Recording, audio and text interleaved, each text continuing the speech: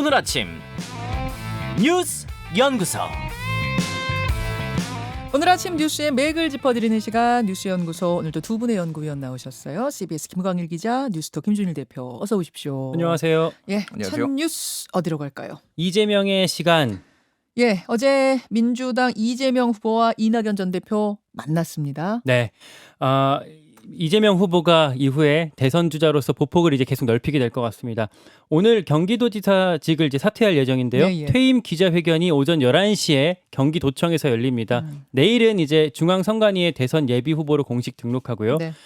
문재인 대통령과의 회동이 모레쯤에 이뤄질 걸로 예상이 됩니다. 이제 아직 공식 확정된 건 아니고요. 예. 문 대통령이 목요일에 이제 출국을 하니까 일정상 그 전날, 그러니까 모레가 유력해 보입니다. 그렇죠. 말씀 주신 대로 이재명 이낙연 회동이 이제 어제 전격적으로 이루어졌는데요.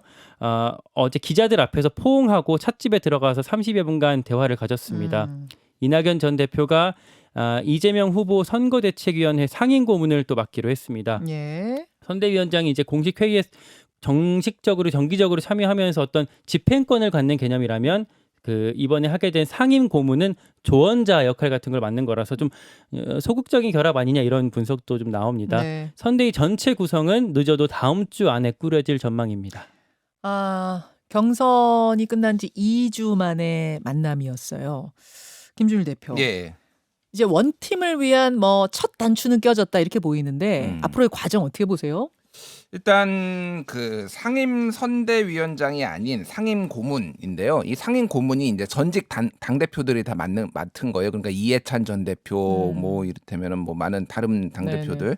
그러니까 당 대표를 했으니까 그렇게 모양이 뭐 이상한 건 아니에요. 근데 이제 이재명 측에서 이제 이재명 캠프 측에서나 생각했던 거는 좀 상임 선대위원장 아니면 공동 선대위원장 이런 그렇죠. 거가 훨씬 더 적극적으로 예. 좀 개입하기를 원했겠죠. 근데 그러니까 고문은 사실은 하는 일이 없고요. 거의 캠프에 안 나옵니다. 근데 선대위원장은 매일 나와야 돼요. 그러니까 적극적인 지지를 하고 적극적인 지원을 하는 역할은 아닌 뒤에서 조언하는 정도 역할. 그러니까 이제 두루두루 다 고민이 있었다. 이낙연 뭐 전 대표 같은 경우에도 지지자들이 아직 앙금이 가시지 않았다라는 거예요. 지금 뭐 한 여론조사 보면은 절반 이상이 이낙연 지지층의 절반 이상이 이재명 후보를 찍지 않겠다 이런 것도 나오고 있거든요. 여전히 그런 것들이 좀 문제가 있고 원팀보다 중요한 거는 역시 지금 대장동입니다. 대장동에서의 이 불리한 여론 지형을 극복하지 못하면은 뭐 예전에도 원팀 안 돼도 이긴 적도 있고 진 적도 있고 그러거든요. 뭐 2007년에 원팀 아니었지만 이명박 후보가 이겼고 그렇기 때문에 중요한 건 대장동이라고 볼 수 있는데 지금 굉장히 눈에 띄는 녹취록 하나가 어제 공개가 됐어요. 자, 잠시 후에 그 이낙연 캠프, 전 캠프에는 이제 이낙연 전 대표 측에 오영훈 의원은 저희가 직접 인터뷰를 할 거니까 어제 그 두 사람의 만남에 관한 뒷얘기는 잠시 후 인터뷰로 좀 풀어보기로 하고 대장동 속보를 좀 챙겨볼까요? 예. 그 녹취록이 하나 어제 이제 저녁에 공개가 됐는데 네네.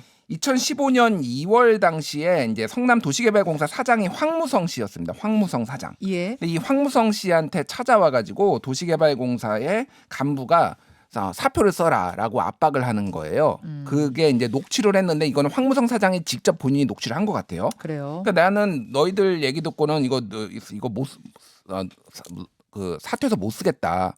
그러니까 나는 시장한테, 그러니까 이재명 시장한테 갖다 줬으면 갖다 줬지. 그러면서 야 이거 누가 당신한테 이렇게 나한테 쓰라고 이렇게 떠미는 거야라고 하니까 양쪽이 다 그러게 하고 있다. 그러니까 양쪽이 유동규 그리고 정 실장 이렇게 얘기가 나와요. 유동규, 정 실장 두 사람을 거론을 해요. 예, 두 사람이 다 그렇게 떠밀고 있어. 그러니까 얘라고 그 성남 도시개발공사 전 개발사업본부장 유 모 씨인데요. 이 사람도 유 씨여가지고 유투 뭐 이렇게 불렸다면서요. 예. 네. 그러니까 계속 이 40분간 대화가 이루어지는데 사직서 독촉이 14차례나 사장한테 와가지고 부하 직원이 와가지고 사표 써라 14번을 얘기를 하고요. 이게 거기에서 유와 정의 뜻이다. 예, 유동규와 정 실장인데 여기서 정 실장은 정진상 전 정책실장인데 이재명 지사의 측근이다. 뭐 이재명 지사가 직접 본인이 측근이라고 얘기를 인정한 몇 안 되는 사람이에요. 예. 그리고 이 날이 언제냐면 2015년 2월 6일인데요.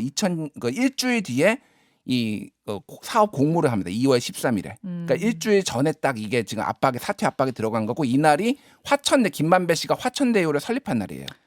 자, 정리를 하자면 화천대유가 설립되던 날 성남도시개발공사 사장한테 사퇴서 여기다가 사인하라고 압박이 들어갔다는 부하 얘기고 직원이 그것도. 예. 그게 지금 녹취가 나왔다는 얘기고 예. 일주일 뒤에 대장동 공모지침서가 나왔다는 얘기예요. 그렇죠. 자, 그래요. 김광일 기자. 지금 이재명 캠프 선대위가 이제 아마 다음 주, 그러니까 민주당에서 하는 얘기가 다음 주 이제 11월 5일이면 국민의힘 본선 후보가 결정이 되는데 그 전까지는 저 선대위를 공식 선대위를 꾸리겠다라고 하는 거거든요. 그 안에 이제 그 이낙연 캠프 측 인사들이 또 다소간 좀 들어갈 것으로 지금 예상이 되고 있어요. 뭐 물론 같이 못 가는 사람들도 있을 거고 뭐 일부는 지금 뭐 홍준표 캠프에 갔다 뭐 이런 얘기도 들리는데 대부분 이제 아마 들어갈 것 같거든요. 그 어떤 그 자리도 아마 급이 좀 높아질 것 같습니다. 이재명 캠프가 앞에서도 보면 뭐 박원순계 박홍근 의원이라든가 뭐 홍영표 박주민 의원들 이제 그 캠프 밖에 있던 사람들을 이제 안으로 모시면서 그 어떤 자리를 좀 더 높은 자리로 줬던 걸 봐서는 아마 이낙연 캠프 측 인사들도 좀 대폭 수용하면서 어떤 자리를 보장하는 식으로 앞으로 좀 갈 것 같습니다. 이런 식으로 원팀이 좀 효과를 보고 어떤 수습하는 예. 전략으로 갈 것 같습니다. 원팀은 이제 그렇게 갈 것 같고 지금 예. 김준일 대표가 지적한 대장동 문제를 푸는 게 더 민심에선 더 중요한 부분이다. 이 부분도 동의하시는 거고. 예, 그렇습니다. 정진상 실장으로 추정되는 사람의 이름이 지금 거론이 됐기 때문에 녹취록으로 나왔기 때문에 또 이쪽 연결고리, 이쪽 파장도 봐야겠네요. 정진상 실장 같은 경우는 이제 본인은 전혀 그런 일 아니다. 없다. 내 이름을 판 거다. 팔고 지금 다닌다. 그런 입장을 낸 거죠. 그렇습니다. 보겠습니다. 두 번째로 가죠. 전두환 발언 후후후후 폭풍. 전두환 발언에 그냥 후폭풍이 아니라 후폭풍이라고 할 만큼 주말 사이에 꼬리를 물고 이어졌어요. 계속 가고 있습니다. 뭐 전두환 전 대통령이 군사 쿠데타란 5.18만 빼면 이제 정치는 잘했다라고 했던 윤석열 후보의 발언 뒤늦게 주워 담았지만 후폭풍 이제 끝없이 이어지고 있습니다. 네. 지난주에 전해드렸지만 반려견한테 과일 사과를 건네는 사진 요거를 이제 인스타그램에 올렸던 게 계속 문제가 되고 있거든요. 사과는 개나 줘라라고 조롱한 거 아니냐 이런 논란입니다. 네. 근데 이제 파장이 부인 김건희 씨한테로 쳤습니다. 꼭두 새벽에 이런 사진 찍어갖고 올릴 수 있는 사람이 부인밖에 더 있냐 뭐 이런 지적이 나왔기 때문인데요. 윤석열 후보는 캠프 실무자가 집 근처 사무실에서 찍었다 이렇게 밝혔지만 그 사무실이라는 게 자택 지하 상가에 있는 김건희 씨 코바나 컨텐츠 사무실 아니냐 이런 추측이 따라붙게 됐습니다.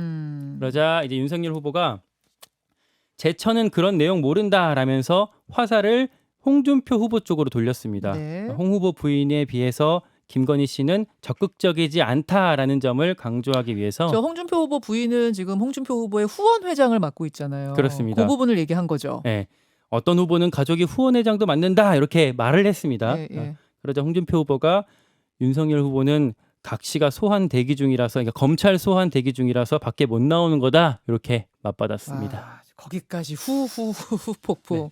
김준일 대표. 예. 주말 사이에 정신 없었어요. 돌아가는 판이. 예, 이게 뭐 이제 몇 단계가 있었는데 일단은 그 토리죠, 토리. 네. 그 토리의 눈에 비친 거를 네티즌 수사대가 밝혀냈어요. 동공을 확대해서 보니까 뭐가 보였어요? 그래서 확대해 보니까. 예, 확대해 보니까 이제 검은 실루엣이 있는데 예. 소위 말해서 이제 쩍벌남이 있었다라는 거예요. 네티즌들 주장. 그러니까 이게 다리를 벌리고 앉아 있는 남성. 그래서 집이 아니냐는 얘기가 나온 거군요. 예, 그래서 이제 그거는 이제 윤석열 후보 아니냐라는 예. 이제 추정이 나오고 예. 그리고 이제 그 사과를 주는 사람이 있는데 여성으로 추정된다. 손이 그 사과를 잡고 있는 손이 여성 손이다. 손도 그렇고 거기에 비친 실루엣이 근데 그거는 뭐 저는 잘 모르겠습니다. 그 여성으로 보이는지 안 보이는지 모르겠는데 근데 이제 아까 전에 김광희 기자가 얘기를 했지만은 이거가 이제 해명이 예. 이제 좀 말끔하지가 않은 거니까 한마디로 얘기하면 윤석열 후보는 뭐 캠프 직원이 했다라는 거고 걔를 사무실로 데려간 건데 그러니까 광화문에 있거든요. 그 캠프는 네. 그 여기는 서초동이잖아요. 네. 그러니까 지금 그 코바나 컨텐츠라는 그 회사가 서초동 그 아크로비스타에 있어요. 그 자택도 거기 있고. 그러니까 거기서 간 거 아니냐. 그러니까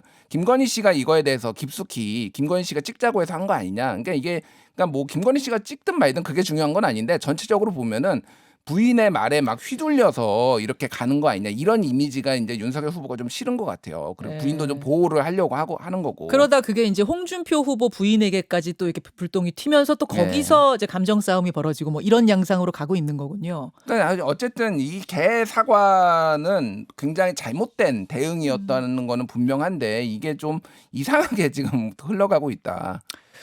요 얘기는 말이죠.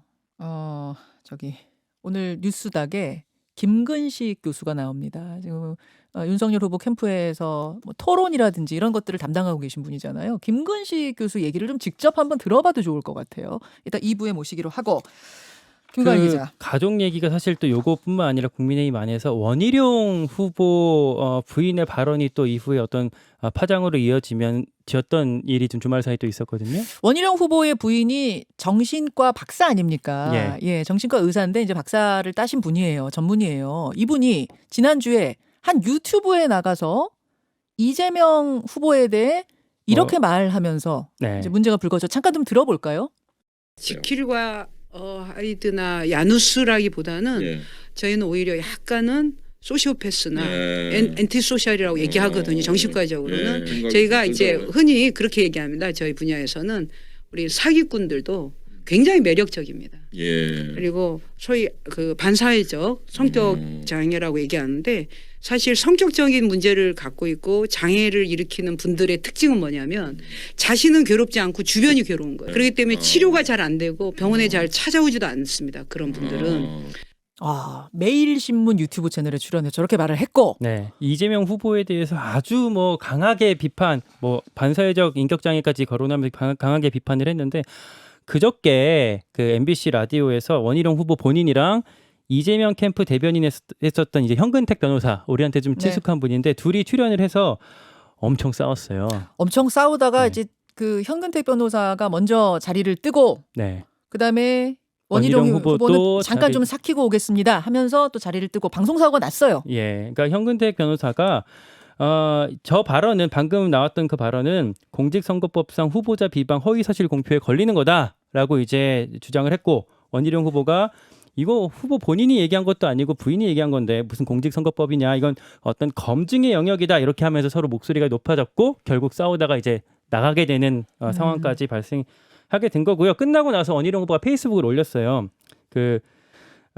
대선 후보의 정신 건강은 공적 영역이다. 검증할 필요가 있는 부분이다라고 이렇게 밝혔는데 공직 후보자에 대한 검증이 어디까지 좀 허용이 되는 건지 그 논란이 좀 여전한 상황입니다. 자, 지금 이재명 후보 측에서는 사과해라. 음. 사과하지 않으면 법적 조치 검토하겠다. 이런 예, 입장인 거고.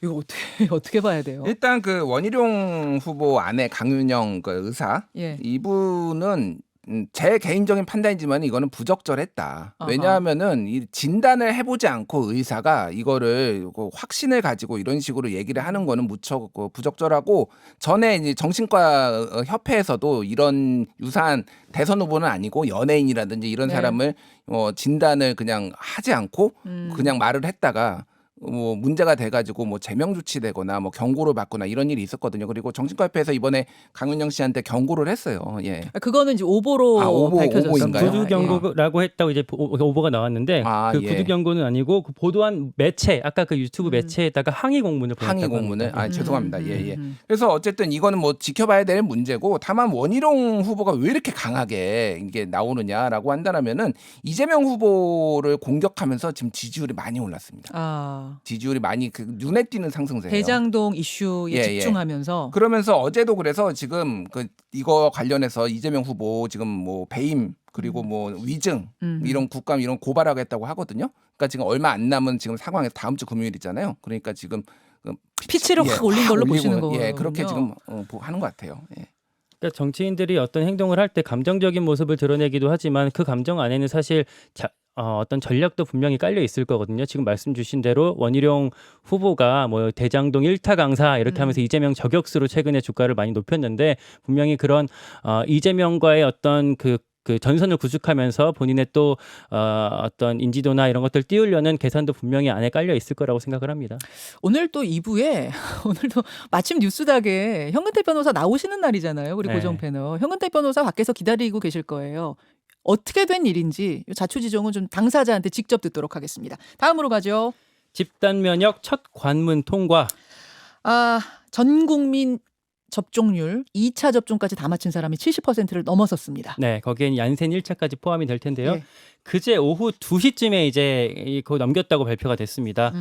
백신 1차 접종자 기준으로 하면 79.4%로 이제 80%에 거의 육박을 했다고 합니다. 올해 초에 원래 집단 면역 달성하려면 이제 70% 넘어야 된다라고 이제 얘기를 했었잖아요. 네. 이제 이게 이제 델타 변이 나오면서 요걸로도 이제 집단 면역은 어렵다라고 이제 바뀌게 됐지만 그래도 첫 목표를 달성했다는데 전문가들은 의의를 두고 있습니다. 그러면은 단계적 일상 회복 위드 코로나는 예정대로 11월 1일부터 시작이 되는 거예요? 네, 이제 그 전제 조건이 채워졌죠.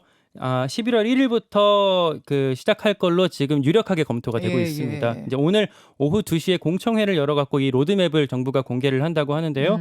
1단계로 식당, 카페 등 운영 제한이 먼저 이제 폐지가 되고 네. 12월 초에 2단계에서 대규모 행사가 허용 이제 되고 네. 내년 초에 사적 모임 제한을 해제하는 방안이 검토가 되고 있습니다. 확정은 아직 아닙니다. 오늘 그걸 가지고 공청회를 마지막으로 연다는 거죠? 공청회를 열고 그 여론을 수렴해서 수요일 이제 이번 주 금요일쯤에 이제 발표가 될 것 같습니다. 예, 공청회에 올릴 그 최종안은 아직은 뭐 엠바고인 거죠. 아직은 그렇죠. 그렇죠. 예, 우리가 아직 알 수 모르고 없죠. 예. 그리고 지금 27일에는 그러니까 수요일에는 그러니까 일상회복지원위원회 3차 회의가 열리면서 여기에서도 또 이제 또 논의를 해요. 그러니까 월, 예. 수, 금 이렇게 이제 일정이 남아 있다고 보시면 돼요. 예. 그래가지고 지금 뭐 아까 방금 김광현 기자가 얘기를 했지만은 정재훈 교수 같은 경우에는 상당히 여기서 이제 목소리를 많이 내고 있는데 11월 초에 다중 이용시설 영업시간 제한 해제. 그리고 12월 초에는 대규모 행사 허용, 1월 초에는 사적 모임 제한 해제 이런 3단계를 지금 얘기를 하고 있는데 이런 것들이 적극적으로 논의가 되고 있고 그리고 그 그룹도 이를테면은 위험도에 따라서 3개 그룹으로 나눠서 예. 이를테면은 뭐 스터디 카페, 학원, 독서실 이런 데는 감염이 많이 안 되니까 이런 거는 빨리 적극적으로 이제 11월 초부터 푸는 걸로 지금 그렇게 전체적으로 윤곽이 잡히고 있다 이렇게 보시면 될 것 같아요. 오늘 그 안은 내일 좀 자세하게 저희가 설명을 해드리도록 하죠. 두 분 수고하셨습니다. 고맙습니다.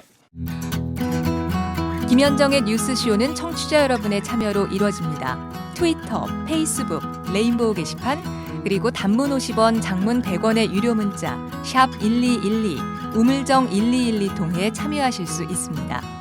김현정의 뉴스쇼, 여러분과 함께 만듭니다.